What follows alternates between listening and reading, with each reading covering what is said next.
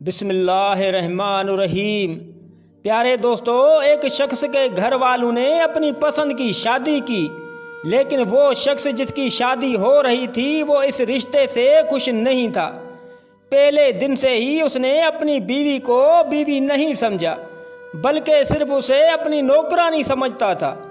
اس نے کبھی بھی اپنے بیوی سے ہنسی مذاق نہیں کیا، ہر وقت اسے صرف رعب سے کام بتا دیتا، اور بیوی بھی ایسی صابر تھی کہ حکم سنتے ہی اس کام میں لگ جاتی، اور صبر کر کے اپنے خدمت کے کاموں میں لگے رہنا اس کا شیوا تھا۔ بیوی کا ظالم شوہر تھوڑی سی غلطی اور کوتاہی پر اسے بہت مارتا اور پیٹتا تھا۔ بیوی کو بالکل یہ حق حاصل نہیں تھا کہ وہ کبھی کوئی بات اس سے پوچھ سکے۔ آخرکار شوہر نے سوچا کہ کیوں نہ اس سے ہمیشہ کے لیے جان چھڑا لی جائے۔ اب وہ اپنی وفادار بیوی کی موت کے لیے اپنے دوستوں کے پاس جا کر اس کو مارنے کی طرح طرح کی ترکیبیں دریافت کرنے لگا۔ آخر ایک ترکیب پر اتفاق رائے ہوا کہ مٹھائی بنوائی جائے اور اس میں زہر ملا کر بیوی کو کھلا دیا جائے، اس طرح اس کا کام تمام ہو جائے گا۔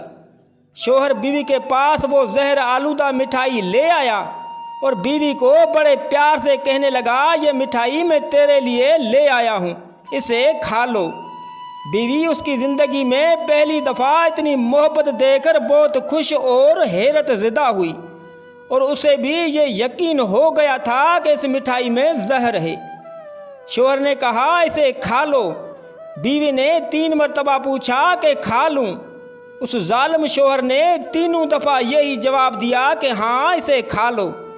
اس بے مثال اطاعت شعار بیوی نے اس زہر آلود مٹھائی کو شوہر کا حکم سمجھ کر کھا لیا۔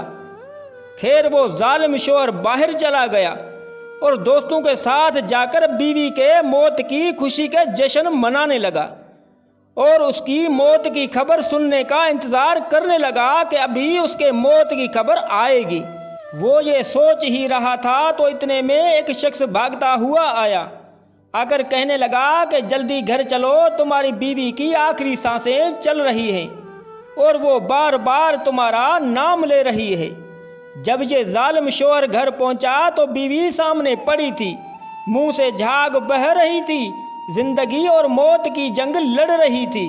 جب یہ ظالم قریب گیا تو بیوی، جس میں اٹھنے کی طاقت نہیں تھی، وہ اٹھی اور شوہر کے پاؤں میں پڑ کر گڑ گڑا کر کہنے لگی کہ مجھے معاف کر دینا کہ میں آپ کے قابل نہ بن سکی، قصور سارا میرا ہے، میں آپ کی کوئی خدمت نہ کر سکی، اور اس کی طرف حسرت بھری نگاہوں سے دیکھنے لگی۔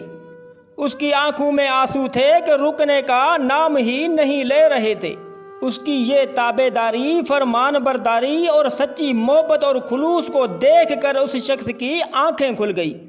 بس جیسے ہی اللہ نے اس کے دل کی آنکھیں کھولیں، وہ جلدی سے اپنی بیوی کو اٹھا کر ہسپتال کی طرف بھاگا۔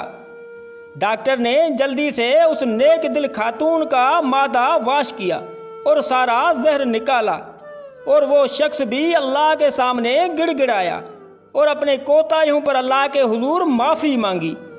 اللہ تعالیٰ کا کرم ہوا کہ اس کی بیوی بچ گئی۔ وہ شخص اپنی بیوی کو بڑے اعزاز و اکرام کے ساتھ گھر لے آیا۔ دن بدلے بیوی کا صبر رنگ لایا۔